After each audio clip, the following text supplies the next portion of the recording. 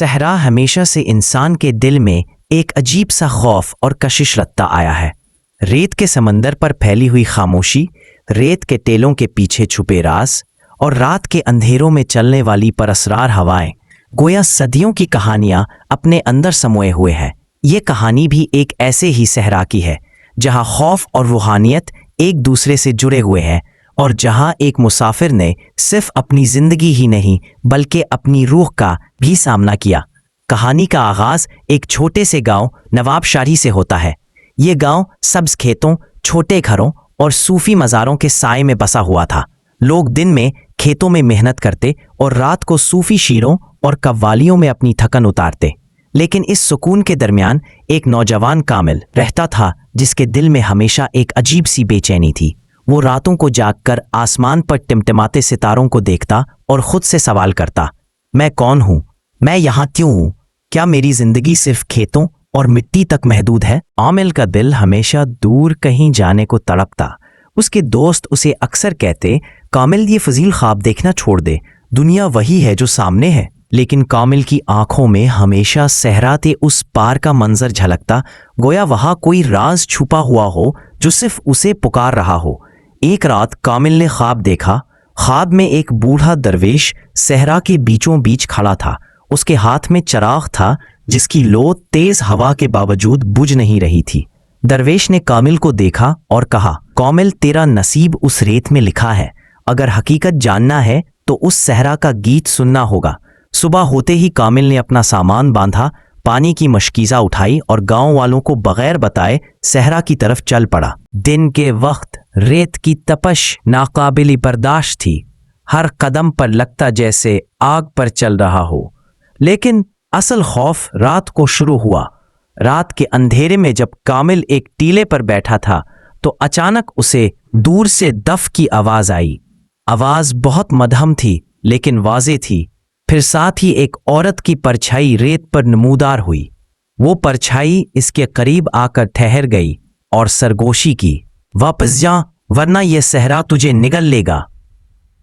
کامل نے گھبرا کر آنکھیں ملی، پرچھائی غائب ہو گئی، لیکن اس کے دل کی دھڑکن تیز ہو گئی۔ وہ جانتا تھا اب لوٹنے کا راستہ نہیں۔ چند دنوں بعد کامل کو ایک قافلہ ملا جو رات کو ہی سفر کرتا تھا۔ ان کے کپڑوں پر دھول جمی تھی لیکن ان کے چہرے پر روشنی تھی۔ قافلے کا سردار ایک درویش نما شخص تھا جس نے کامل کو دیکھ کر کہا، اے مسافر، یہ راستے آسان نہیں، یہاں ہر ٹیلا تجھے آزمانے آئے گا۔ کامل نے قافلے کے ساتھ سفر کرنے کی اجازت مانگی۔ انہوں نے اسے ساتھ تو لے لیا لیکن شرط رکھی کہ رات کو جب سب سوئیں گے وہ کسی سے بات نہ کرے اور جو آوازیں سنے ان کا جواب نہ دے۔ پہلی رات کامل نے قافلے کے حکم پر کان لپیٹے، لیکن پھر بھی ایک بچے کی رونے کی آواز آئی۔ آواز اتنی حقیقی تھی کہ کامل برداشت نہ کر سکا اور اٹھ کھڑا ہوا۔ جیسے ہی اس نے ریت میں جھانکا، وہاں ایک چھوٹا سا خالی جھولا ہل رہا تھا۔ جھولے سے سرد ہوا نکلی اور مکمل صحرا میں ایک عجیب سا گیت گونجنے لگا۔ قافلے والے صبح اسے دیکھ کر بولے، تو نے بڑی غلطی کی ہے، یہ صحرا کی آواز تھی، اب یہ تجھے چھوڑے گا نہیں۔ کئی دن کے سفر کے بعد قافلہ ایک پرانی خانقاہ پر پہنچا جو ریت کے درمیان گویا بھولی بسری یاد کی طرح کھڑی تھی۔ خانقاہ میں چراغ جل رہے تھے لیکن دروازے پر کوئی نہ تھا۔ جیسے ہی وہ اندر گئے، کامل نے دیکھا کہ دیواروں پر پرانے اشعار لکھے تھے، جو ڈر کے پار ہے وہی عشق ہے، جو عشق کے پار ہے وہی حقیقت ہے۔ خانقاہ کے صحن میں ایک بوڑھا صوفی بیٹھا تھا۔ اس نے کامل کو دیکھ کر کہا، بیٹے، تجھے وہ گیت سننے کی خواہش ہے جو سب کو نہیں سنائی دیتا، مگر سنبھل جا، یہ گیت تجھے یا تو نجات دے گا یا ہمیشہ کے لیے اندھیروں میں قید کر دے گا۔ اس رات خانقاہ میں سب سو گئے لیکن کامل کو نیند نہ آئی۔ اچانک اس نے سنا کہ دروازے پر کوئی دستک دے رہا ہے۔ وہ باہر نکلا تو دیکھا کہ ایک عورت سفید لباس میں کھڑی ہے۔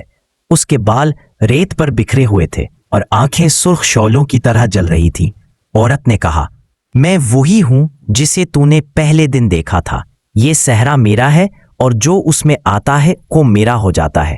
کامل نے کلمہ پڑھا اور پیچھے ہٹ گیا۔ عورت کی چیخ سے خانقاہ کے چراغ بجھ گئے اور پورا صحن اندھیرے میں ڈوب گیا۔ बूढ़ा सूफी बाहर आया और बोला, ये वही लानत है जो सदियों से इस सहरा पर है। ये औरत किसी जमाने में इश्क में नाकाम हुई थी और उसका दर्द अब गीत बनकर हर मुसाफिर को पुकार रहा है। कामिल ने उस रात एक ख्वाब देखा। ख्वाब में वही दरवेश आया जो पहली बार नजर आया था। उसने कहा, कामिल, ये गीत सिर्फ उन्हीं को सुनाई देता है जो सच्चाई के तलबगार हों, लेकिन याद रख, सच्चाई कभी आसान नहीं होती। उसके लिए अपनी जान, अपनी ख्वाहिश और अपना खौफ कुर्बान करना पड़ता है। सुबह कामिल ने फैसला किया कि वो इस गीत का राज जाने बगैर वापस नहीं लौटेगा। बूढ़े सूफी ने उसे एक पुराना कमरा दिखाया।